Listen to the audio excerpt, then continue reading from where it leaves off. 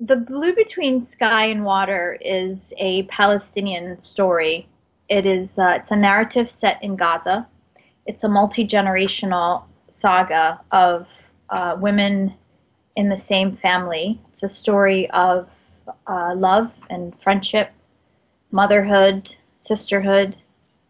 It is a story of dislocation, of war, of what it's like to live as a refugee in your own homeland. Um, and I think also it's a women's story. In the way that women, the relationships that women have with each other and have with a world that is replete with oppression and violence. I think that I end up putting more of myself in the character sometimes than I intend to, but the narrative itself is not it's not intentionally autobiographical. I did I lived part of my life in foster care in the United States, and one of the characters does end up in foster care in the United States. So I drew on my own personal experience for that part of the story, and but it's not precisely autobiographical, but certainly there are a lot of autobiographical elements in that character. I wanted to tell this a Palestinian story. I chose Gaza because I was I'm very much affected by the events that have been happening in Gaza. I was very affected when I went to Gaza and felt, very briefly what it may be like living under this terrible siege for so many years. And I thought it was wholly appropriate to develop a narrative in the context of Gaza, especially in these times when Gaza seems to be the focal point of Palestinian resistance and Palestinian oppression in so many ways. I think women in every society of struggle, every oppressed society, play a profoundly important role, many roles actually, and that I think go unrecognized, often uncelebrated. And, women tend to be, in many struggles, they tend to be sort of the original revolutionaries, the original resistors, and I think they also learn to be very flexible in the burdens that they carry that come not only from the violence of occupation, for example, the violence of being abstracted, but there are, there's the violence of, there's the spiritual violence of patriarchy, of everything that trickles down from the occupation, from the men in their lives, from the violence of poverty, and and the spiritual violence too of not being able to really protect your families, protect your children, and to make their lives predictable and hopeful.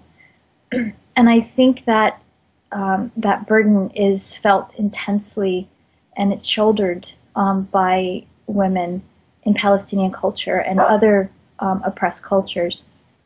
And I think that it often, what they contribute and what they do in these circumstances often goes unrecognized and uncelebrated. And I did want to delve into that in this novel, into the lives of a few women in one family, and to show the dynamics of how they create hope and how love emerges in these very dark circumstances. The situation in Palestine and Israel. I think it's important to identify and use the right words about this conflict. Palestinians are an indigenous population that have been displaced and removed by a group of people who came from other parts of the world because they feel a sense of entitlement, a sense of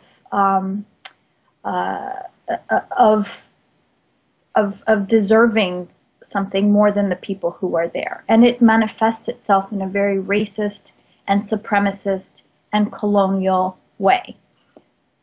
The Palestinian struggle is therefore an indigenous people struggle for liberation. It is to reclaim our rightful place.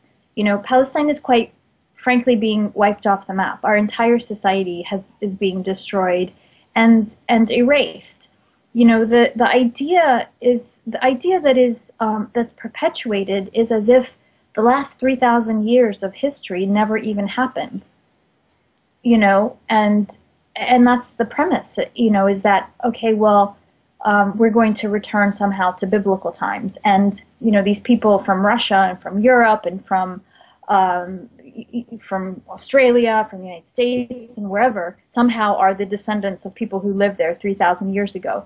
I mean, the whole notion is quite, it's fantasy. You know, it doesn't make, when you think about it, it doesn't make sense. And yet this is the story that is, that's accepted by the world, and somehow we are seen as terrorists for resisting this notion that we don't exist, that, you know, the last 3,000 years of history in that land never happened. And, you know, it's the idea of not mattering, of your pain not being relevant, of you not being human enough, is deeply wounding to anyone, and it's certainly the situation with Palestinians. And being able to have a voice in an international arena to tell our own story in our own voice is, to me, a part of the struggle. It's a part of resistance. It's, you know, storytelling is a way to assert our presence, even if it's just in literature, even if it's just in art, when the land itself is being carried away and the artifacts of your heritage, of your family, of your ancestors' graves and so forth are being carried away. You know, we're left with the stories, and it's a privilege for me, and that I take very seriously, to be able to manifest these stories, to resurrect them from the ground in some way. I don't think of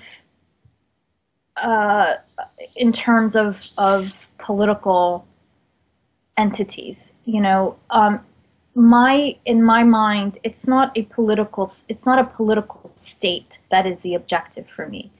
For me, it's about dignity. It's about living in your homeland. It's about being recognized. It's about existing.